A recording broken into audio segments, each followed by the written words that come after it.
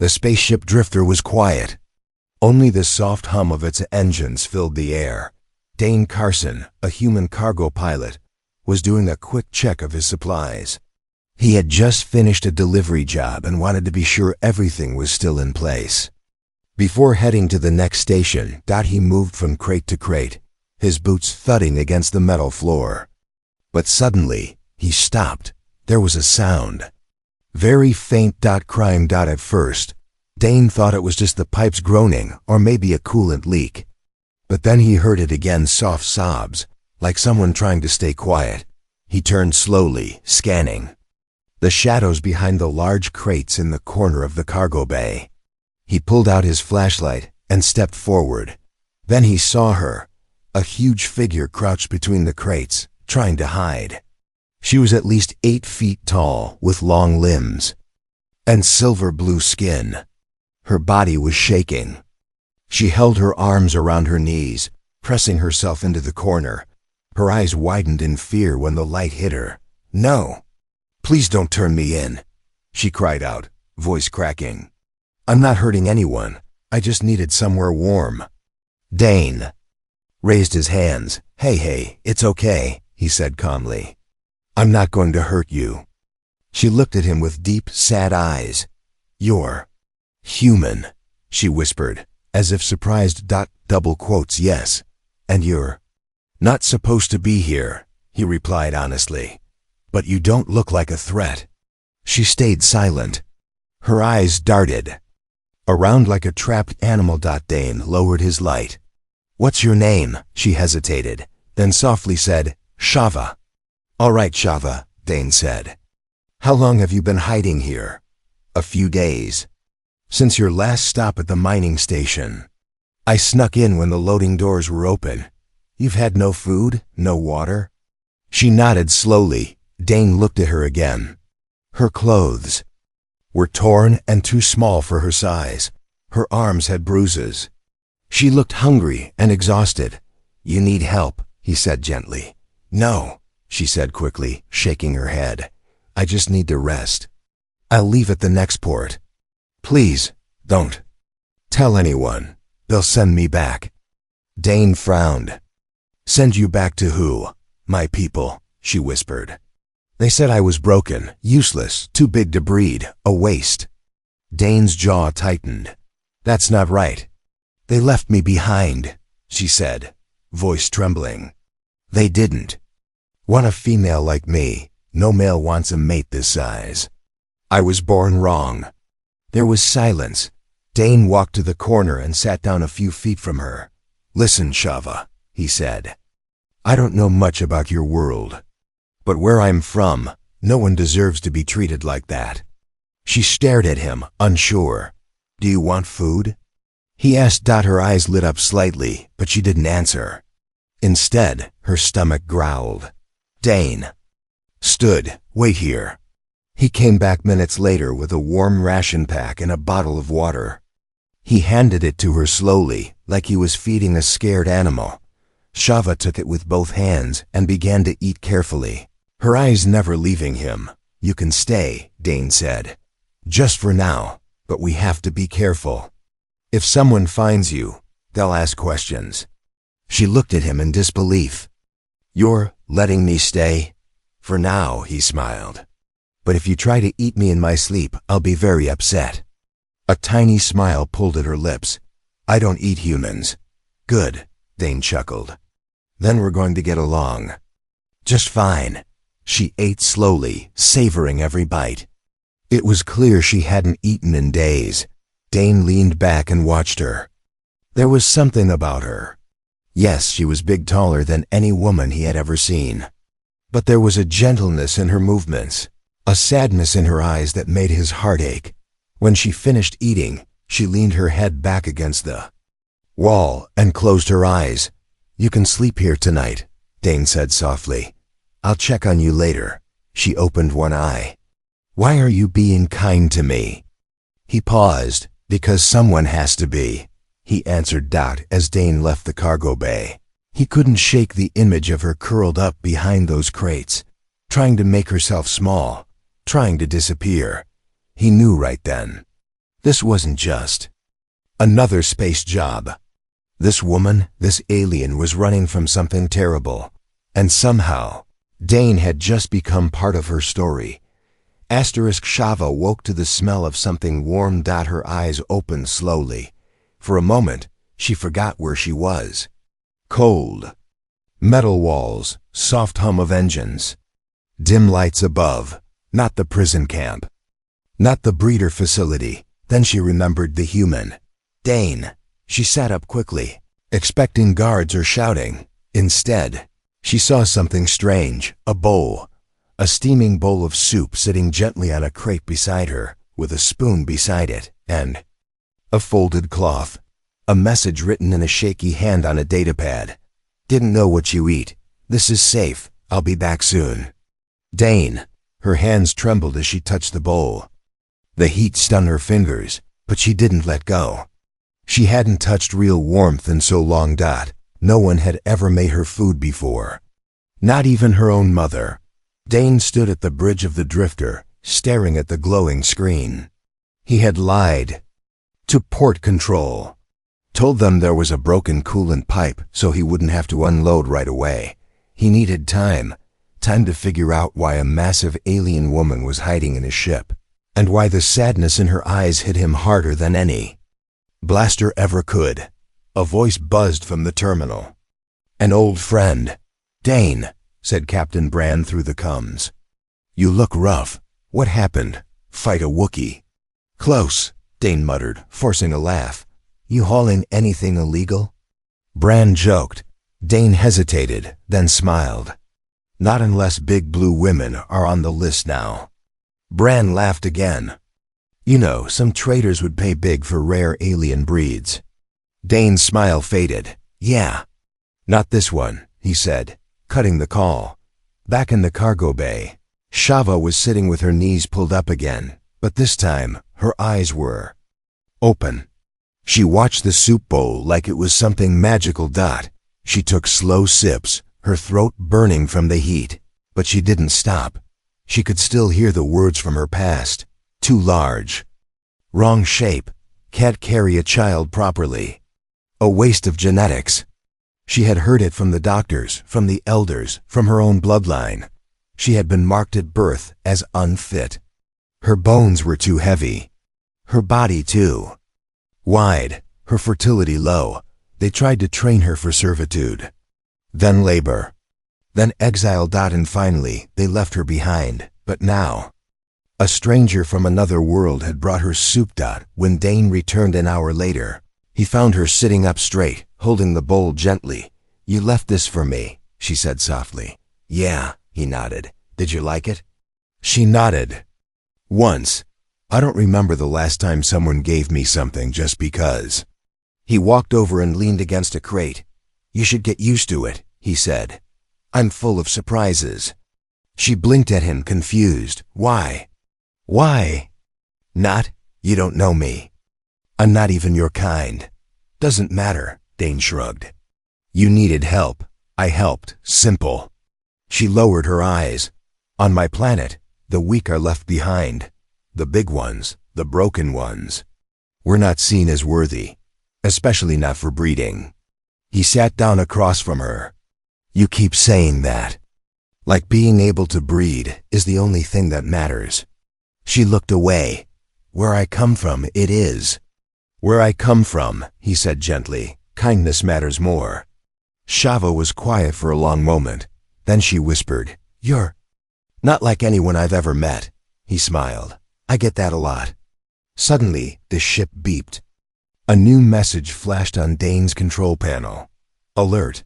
Wanted individual. Identified reward offered. A photo appeared. It was Shava. Dane stared at it, eyes narrowing. So someone was looking for her. And they were offering a reward big enough to make a poor pilot rich. He didn't say anything to her. Not yet. He looked back at the cargo bay, where she was slowly wiping her mouth with the cloth he had left. No. He couldn't betray her. Not now. Maybe not ever. She was gone. Dane stood in the cargo bay, heart pounding. The blankets were folded neatly, the soup bowl cleaned. Even the datapad he had left behind was resting quietly like nothing had ever happened. But Shava was nowhere. He checked the corners. The tool storage. Behind the crates. Nothing. Then he saw it, his ship's back door slightly open. Just wide enough for someone tall and desperate to squeeze through. He ran. The wind outside the spaceport was cold and sharp, filled with the scent of iron and smoke. This side of the outpost was where unwanted things ended up: scrap metal, leaking fuel tanks, broken bots. And now maybe a broken woman. He found her near a fence, wrapped in shadows, her back against the wall. Her arms were wrapped tightly around herself. Her silver-blue skin shimmered faintly in the moonlight. She didn't look surprised when Dane stepped closer. "You weren't supposed to find me," she said quietly. "You weren't supposed to leave," Dane replied, breath heavy. She didn't look at him. "You gave me warmth, food, safety. That was more than I ever expected, but I can't take more." "Why?" he asked, stepping in front of her. "Why run now?" "Because I don't belong here," she said, voice shaking. "Not with you, not anywhere." He crouched down, meeting her eyes. "You do belong here. With me, at least for now." Shava finally looked at him. "I'm not what you think I am." Dane's brow furrowed. "What do you mean?" "I'm not soft or beautiful or usable." She said the last word like it poisoned her tongue. "They said I was too big, not shaped right, not meant to bear life." Her voice cracked. "I'm not breeding material, Dane. That's what they told me. Over and over. So if you think I'm someone you could someday love or touch or even dream about, you're wrong." He was quiet. Then he stepped closer slowly. "You're wrong," he said, gently. She blinked. "What?" "I don't care what they said. I don't want you because of what you can do. I care because of who you are." She stared at him like he'd spoken a different language. "I've seen hundreds of people out here," Dane continued. "Strong ones, rich ones, perfect ones. But none of them cried quietly behind a crate and still had the strength to survive. None of them thanked me for soup like it was a miracle." He looked down for a moment, then said softly, "You are not broken, Shava. You're just bruised." She swallowed hard. "You don't know what it's like to be rejected by your own kind, to be born big, and told that's the same as being useless." "No," Dane said, "I don't." He reached out slowly, carefully, and took her hand. It was large and trembling in his. "But I know what it feels like to be alone. And I know that I'd rather be alone with you than surrounded by people who don't see me."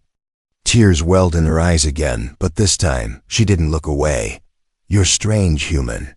"And you're incredible," he replied, smiling. They stood in silence as the wind blew past them.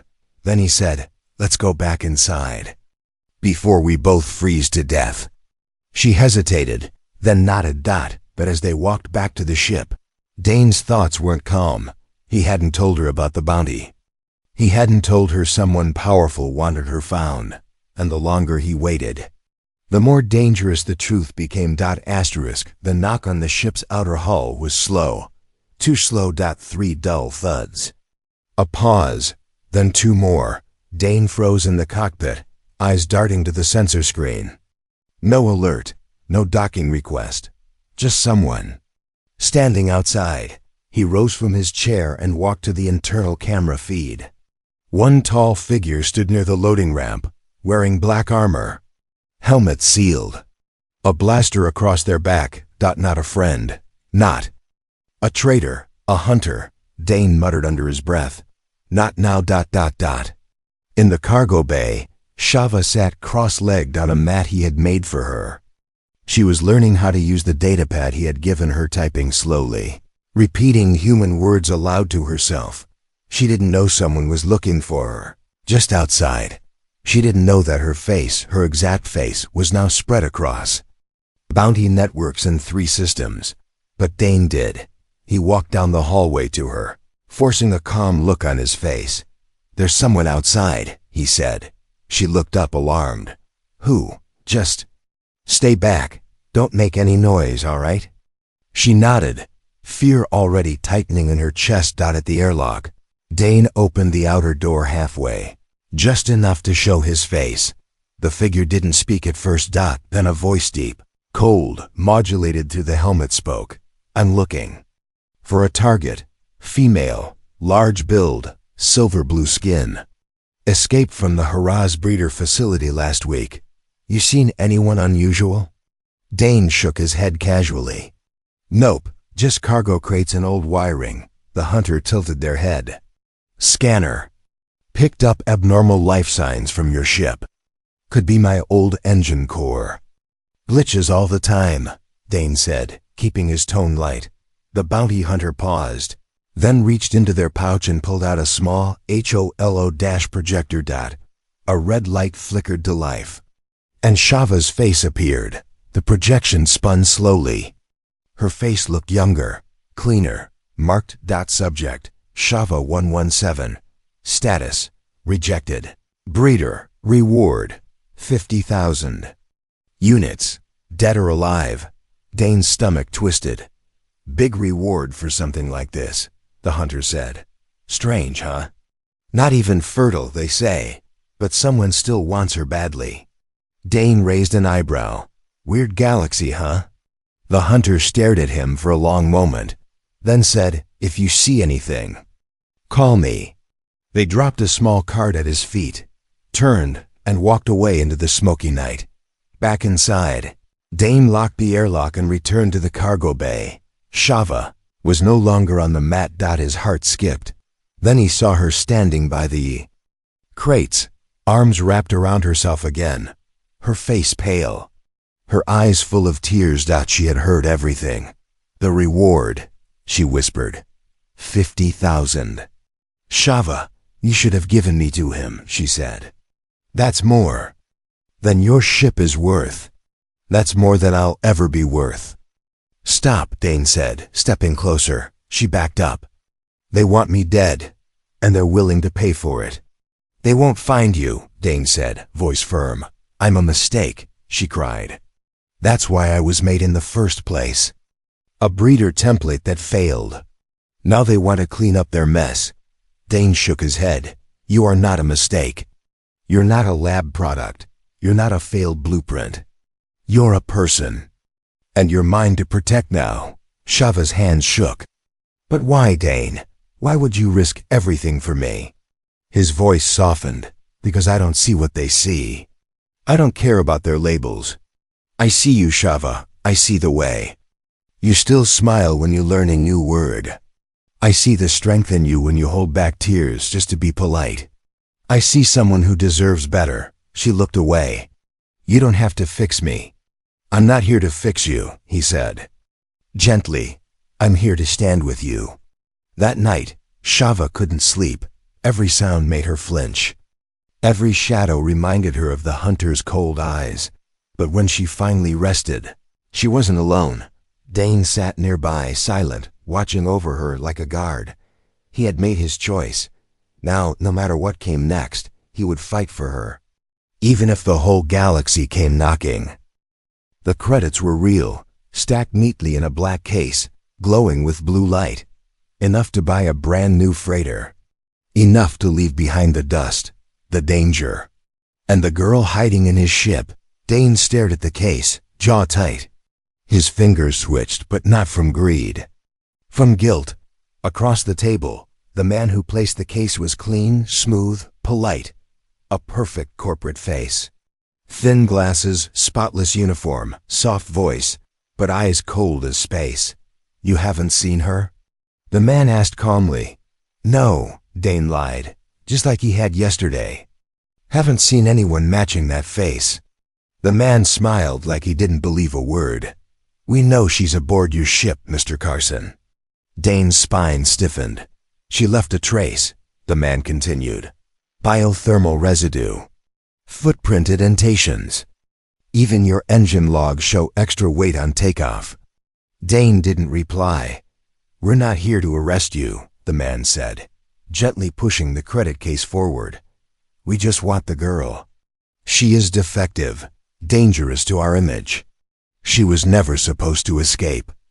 Not supposed to survive, you mean, Dane said, voice cold. The man's smile thinned. 50,000 now. 25 more when she's secured. Silence stretched long between them. Dane reached forward slowly and closed the case. Not to take it, to push it back. Go to hell, he said. The man blinked. Excuse me? You heard me. You're throwing away 75,000 credits for a broken alien female? She's not broken, Dane growled. You people are. He stood up and walked away without another word. The man didn't stop him. He simply spoke into a communicator. Plan B, activate the tracker. We take her by force. Dane didn't run. He sprinted through the back alleys of the outpost, through the fog and wires, toward his ship. Toward her. Shava was standing in the cargo bay again, holding the spoon he'd given her like a weapon. Her ears had picked up voices, movements. Danger. She looked up as Dane burst in. You were gone long, she said nervously. They know, he said. They know you're here. They offered me a fortune to sell you. Her face went pale. And you didn't? He grabbed her hand. I'm not giving you up, Shava, ever. Her lips trembled. You're going to lose everything.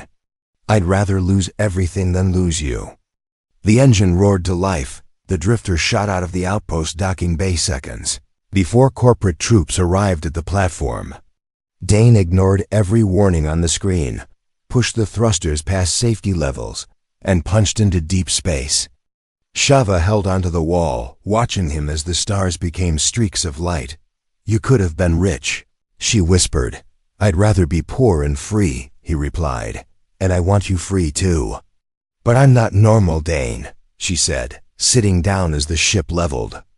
Even if we run, even if we hide, I'm still me. Too big. Too wrong. No one wanted me, not even for love. He came to her, knelt down, and took her hand again. You think love has a size limit? She didn't answer. I look at you, he said, and I don't see too big. I see strength. I see kindness. I see someone who's still standing, even after everything they tried to do to you. Her throat tightened. I don't need perfect, Dane whispered. I just want you, and for the first time. She leaned into him. Not from fear, but trust. Outside the ship, in the darkness of space, a small blinking light stuck to the hull silent. Hidden. The tracker had been placed long ago, and now it was leading her enemy straight to them. But inside the ship, two hearts had finally begun to beat in sync. It started with rain, not real rain, just the sound of it. The old freighter system had a sleep mode, and Dane had set it to Earth's rainfall pattern. He remembered reading once that some people sleep better with gentle noise. He thought maybe Shava would too. She didn't. Not at first. She sat curled up in the crew quarters, legs tucked in, back against the wall. A blanket wrapped around her wide shoulders like armor. Her eyes were open, fixed on the ceiling. The sound of rain felt strange, soft, gentle. Too gentle for someone like her. Back on her planet, everything had been cold or violent. Sharp commands, loud metal doors, painful scans, silence that punished, sounds that scared. But this was almost kind. Dane stepped into the room quietly, holding a steaming mug. Still awake? He asked. Shava nodded. I keep expecting someone to break in, drag me out. No one's coming, he said softly, sitting beside her on the floor. Not tonight. She looked at the mug. Is that for me? He smiled. Chamomile, calms the nerves. You probably don't even like it. She took it anyway. It warmed her fingers. Like that first bowl of soup. You know what's strange? She whispered after a while. Your ship, it smells safe. He raised a brow. Smells safe? Like clean air, metal fabric, nothing burnt. Nothing chemical, nothing cold. She paused. I've never been somewhere that smelled like peace. He looked at her, then slowly placed his hand over hers. Then I'm doing something right. Hours passed. The stars outside moved silently. The ship floated in a patch of hidden space Dane used when he wanted to disappear for a while. No signals. No noise, just silence and safety. Shava was finally lying on the narrow cot, eyes half closed. Dane had planned to sleep in the hallway, but as he turned to leave, he heard her voice. "Stay," he paused. I don't want to be alone," she said, voice small. "Not tonight." He nodded and sat beside the cot, his back against the wall. "You still think you're unlovable?" he asked after a long pause. She didn't answer right away. "I think. I don't know what love is supposed to feel like." He turned his head. "Want to know what I think it feels like?" She looked at him. He whispered, "It's when someone sees you at your lowest, and they stay anyway." She stared at him, eyes wet. "I see you, Shava." Her tears slipped silently down her cheeks. Dane gently reached up and wiped one away. "You're safe now," he said. She reached out timidly, uncertain, and took his hand again. Her large fingers wrapped softly around his. They sat like that in silence, skin to skin, heart to heart. But outside, in the cold black of space, the blinking tracker on the hull suddenly stopped. It had sent its last signal. A warship far behind, hidden under stealth mode, received it. Engines roared to life. Coordinates locked. Destination: the human ship Drifter.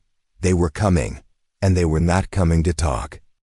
The stars were silent, but the sensors were screaming. Dane shot up from the floor, eyes wide. Red lights flashed on the control panel. Incoming vessel. No ID, no warning. Moving fast, he didn't need a name. He knew who it was. "They found us." He muttered in the crew quarters. Shava sat upright, already feeling the shift in the ship's gravity. Her instincts told her something was wrong before Dane even called out. She met him halfway down the corridor. "Who is it?" she asked, breath tight. "You're past," he answered. "And they're not knocking this time." The ship shuddered as a beam locked onto their hull. Dane slammed the emergency buttons. Shields flickered on. Engines fired up, but the enemy was faster. "They'll blast us out of the sky," Dane said, gripping the controls. "Unless we do something they don't expect." He looked at Shava. "Ken, you trust me?" She nodded without hesitation. "Then strap in. I'm about to do something stupid." The Drifter shot forward straight toward the enemy ship. Shava's eyes widened. "What are you doing?" "Closing the distance," Dane said through clenched teeth. "They've got range." "I don't. But if I can get under their hull, if I can blind their sensors, we can jump to warp from the shadow of their own ship." "That's insane." "Yup." She stared at him, then laughed softly. "Then I believe in you." The cockpit shook violently as they passed within 100 meters of the warship's belly. Dane's fingers danced over controls, ignoring warnings, pushing the ship beyond safe limits. He punched the warp drive. The stars tore sideways, and then silence. Nothing but the hum of space. Dane leaned back, sweat dripping down his neck. His arms trembled from the effort. "Did we make it?" Shava whispered. He checked the radar. No signals, no pursuers. "We're clean." They looked at each other. No words. Then they both laughed. The sound echoed through the ship like a victory. Cry. Hours later, the Drifter floated quietly over a small green moon. Safe, quiet, hidden. Dane had cooked again badly. But Shava smiled anyway as she ate beside him. "I never thought I'd live long enough to have peace," she said softly. "You earned it," he replied. She hesitated. "There's something I need to tell you." Dane looked up. "What is it?" She placed a hand gently on her stomach. "I don't know how, but I think I'm pregnant." He blinked. "What?" "I didn't think I could. I was told I couldn't. My body was wrong, remember? But I've been feeling things. My kind, we sense it early. And I feel it now." Dane stared at her, stunned. Then slowly, he stood, walked over, and knelt in front of her. "You're sure?" She nodded.